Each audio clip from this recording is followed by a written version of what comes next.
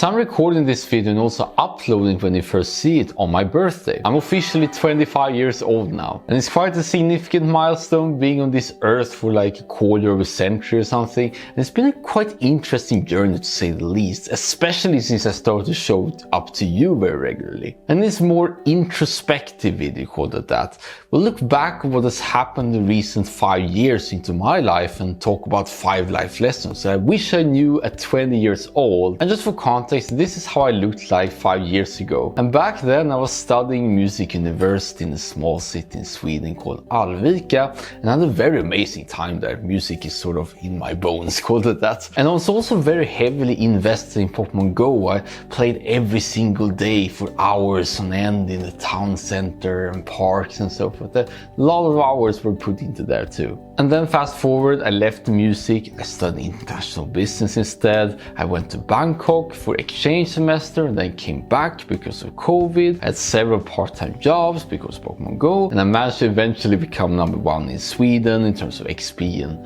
17th in the world. And then I quit Pokemon Go a couple of months later and then started my master's degree after previously get rejected for every single job application. But then I dropped out from that master's degree because of Poland. I've got a job offer for Amazon, which I'm working right now at the moment. But then I also started a blog, post there every single day in multiple other platforms too. I wrote 3 books in 3 months, and then the summer from last year I went all in on YouTube, and here we are. So if I could go back and meet this guy, here are the first 5 things that I would tell him. The first thing I would tell myself is to consume audiobooks as soon as possible. So back when I was 22, 23 years old, I started to really consume audiobooks, and I believe it was that habit that led me to once again realize that most of success comes down to like beliefs in good character traits together with skills and so forth, but other to sort of broaden out the knowledge when you don't have the experience yet. And I believe that if I knew that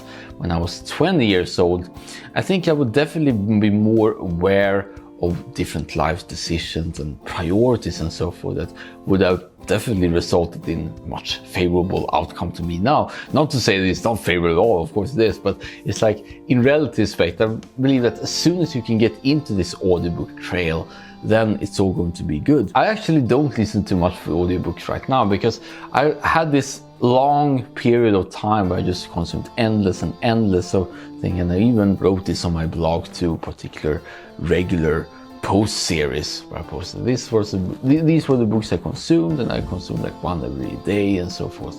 And all of that was just to see how far I came in terms of the audiobook spectrum. The second one is to go all in on one professional activity and do not look up. Alex Amos, which is my biggest hero of all time, says that success comes from doing one thing for an extended period of time. And I intuitively knew that because that's what I did in Pokemon Go. I did one thing, one game, all strategizing around it for over 4 years before it blew up in terms of, you know, popularity within the game and status, etc. That was something I did do in that specific aspect, but not in other more professional aspects. I wasn't aware of what I could do. I was dabbling in many different things like music and sort of trying out and not really sure what I'm doing, and which of course there's a time for that. But I believe that if I knew this sooner, I could have decided, okay, given the fact that it all comes down to doing one thing for an extended period of time, which one do you want to lean in upon, and then not necessarily switch back and forth too often, realizing it's going to take time nonetheless. That's actually something I'm doing right now, and of course it all comes down to YouTube. When it comes to things like, you know, relationships and girls, which I haven't really explored that part yet, I'm not going to think about it at all actually until I'm at least doing YouTube full time and have some sense of material security and freedom, because there's a season for it. I don't think I'm in this season right now, but of course if something happens, it's all good, then it's all good. But just realizing that now is the time for the more hustle phase before you can eventually transition to more, what you say, managerial role and get time for other priorities too, while at the same time growing everything. And the third thing I would tell myself is to do not tense, but enjoy the moment instead. I believe especially when we are young, or pretty much in any age, that it feels like everything is new, we don't have control, and we fear that everything that we built up has sort of have potential to crash down again. We are operating on these capilla towers, as you can see it. I had this desire for control, I had this desire for understanding, and every time I thought that it was not going to go in the way I was predicting, it was all tensed up here, like in the face and in the hands and in the feet and the pelvic area and so forth. Lately, I mean very lately, pretty much in the recent days or so, I found a very powerful way to combat it. If you simply enjoy what's happening right now, and more importantly, don't run away from it. Realize that there is no other state that might necessarily be better or worse, but just having what you have right now, because after all, it's not that we are switching bodies, at least not yet. Then it's all coming down to a very acceptance frame of mind, call it that, in which we can see that everything that we do, everything that we are in, are good. Like, how does it feel in the face or in the feet or in the hands, in the back, in the hip flexors, so forth. Just be curious and pretty much explore that this is a one body, and therefore you can make peace with the tensions, because tensions arises when you realize that there is some resistance, you not want that, but when you realize that you want that, then it's all being good at the end. I have to remind myself this a lot, because we get so caught up in different things, even while we are doing stuff like writing thoughts down and using various tools in order to make our lives easier and so forth. So it's like letting the sensation and this uncomfortable feeling simply wash out, and then it's all good from there. And the fourth one, and that's something I've been really internalizing lately, is to be very humble. And because that fear, that insecurity can easily lead to some sense of I need to make myself heard, I have to protect myself, I need to play a character, I need to pretend and pretty much perform for others. And although there's some kind of a performance, I especially thought that, or subconsciously thought that in 2021. I consumed a lot of books and I did a lot of these productivity systems and so forth, but I had no experience. But that did not matter. Now I will teach everyone exactly how it is, and I'm the sole authority, of course. So I wrote posts that rarely was shown, let's be honest, and proceeded to make YouTube videos, which is honestly, when I look back in retrospect, there's a lot of posturing. That invisible sense of ego is some kind of disillusion, that it feels amazing, that you're amazing inside, but it's maybe not the case outside, that you are just pretending to be something that you are not, and so forth. And then we won't let go, because otherwise we feel like we might lose something, we might lose a sense of identity. So there is this tug of war there between us. Of course, humility can have some bad rap too. It's like, won't you be proud of yourself? I found two ways to pretty much inject humility while at the same time having the benefits of a good, sense of progress and maybe ego too. And most of all, not feel hampered by anything that could potentially be caused by our own. The first one is to maybe define a little bit what humility actually is. It's more a case of increasing the regard for others. All these people right here, I could learn from them.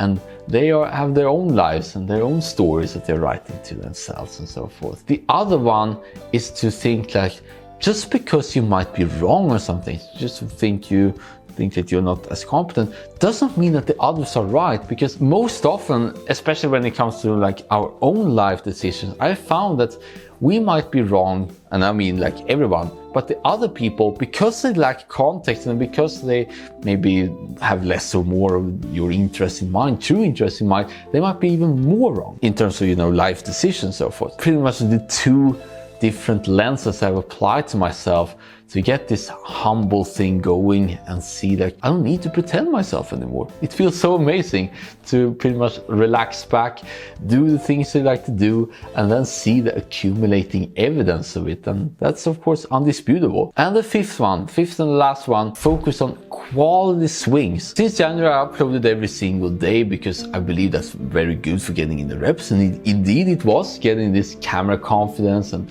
less reliance on script, although I actually go back to it. Also adding stuff like music and upping up the production quality and so forth, because the more you do it, the easier it gets. That's something that can be really motivating once you feel hard. But I realized that I can only do so much in a day by myself, and my standards have increased. I notice more and more what makes a video good and what makes a video clickable and so forth. And I want to compete in that space too, of course. I want to be able to make really great videos.